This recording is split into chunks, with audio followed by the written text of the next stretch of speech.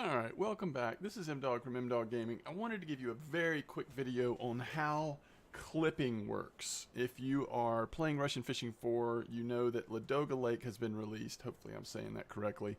And there's a lot of changes, a lot of additions, a lot of things to be excited about. But one of the things that I think is going to be really helpful in a lot of different situations is the fact that for spinning reels, the fixation of the line has been implemented called clipping. To use, hold left control plus, minus, or plus.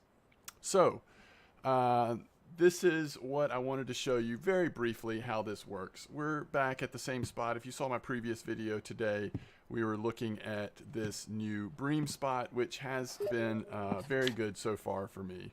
But I wanted to show you how clipping works. So, let's say we're looking at this and we're estimating that we want to go out about, I don't know, maybe 30 meters, okay? I think that's fair. We want to go about 30 meters out. What you will do to use clipping is you'll hold down control and then start by hitting your plus button. And you'll see in the bottom right hand part of the screen, it's increasing how far the clip is going to be at. So right now we're putting the clip at 30 meters, okay? If you hit minus, it goes back down. If you hold plus down, it'll start going really fast, or minus will start going really fast. But we're going to put it at 30 meters. Now, what this means is no matter how hard I cast it, it is going to stop that line at 30 meters. And don't worry, I don't think you have to worry about breaking your line because you're casting too hard or anything. You can just cast it. As long as you cast what would be over 30 meters, then it will stop it at 30. So let's go ahead and take a look at how this works. We're going to hold down shift and we're going to do a full cast. But as soon as it hits 30 meters, boom, it stops. Did you notice that? So now let's go ahead and tighten that up. And the nice thing is that the clip you put on there stays, okay?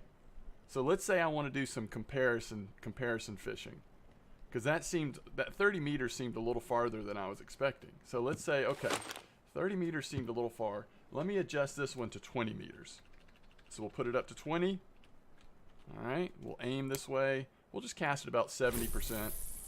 It's going to stop long before 70% gets there. Now, go ahead and put this one down as well. And I want to show you how it does stay the same. I also want to show you the clipping symbol. It's one of the new additions, the clipping indicator we got. Okay, so I don't know that I'm going to be patient enough to actually wait for a fish to get on. That would be more exciting, but unless it happens pretty quick here, I'm probably not going to be patient enough because I don't want to extend this video any longer than it has to be.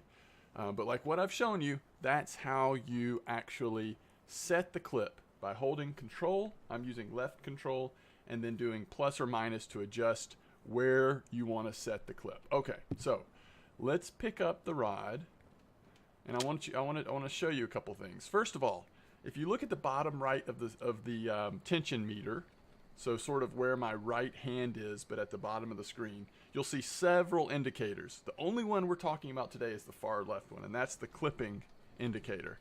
So we're gonna reel this in. You see right now it's grayed out, right? But that is because we have the line out. So it only shows you if you're currently clipping when it's all the way reeled in. But that is the indicator to show you that you have clipped the line. So now we've got it pulled all the way in. Now you see that indicator is lit up white, right? And so it's showing that you've got a clip on the line. If you take the clip off, if I went control and went minus all the way down to no clip, then that would disappear and I wouldn't have it.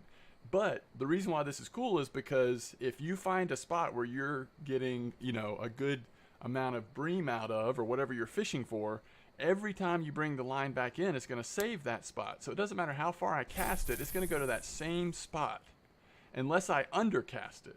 Now you could undercast it and not make it out far enough if you clip it really far out there. Like, you know, yesterday off the Lighthouse Island over here, we were clipping it at like 65 meters or 70 meters, kind of casting out towards here. And so if I had just done a 30% cast, then yeah, it's not going to ever make it to that full distance. But so if you do a full cast, you know, in almost any situation, if you do a full cast, then the clip will stop it at whatever meters you intended. So there's all kind of neat tricks you can play with this. I mean, you can figure out how far distance-wise it is from where you're casting to the hole that you're wanting to hit. And once you sort of know that, you can figure out where to set the clip and all that. So there's some cool stuff you can do with this. It just also should make it a little more consistent when we find a spot. And then the big thing it also helps out with is the addition of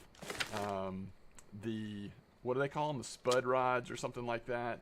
Basically, it's where you can deliver ground bait. You can clip those as well.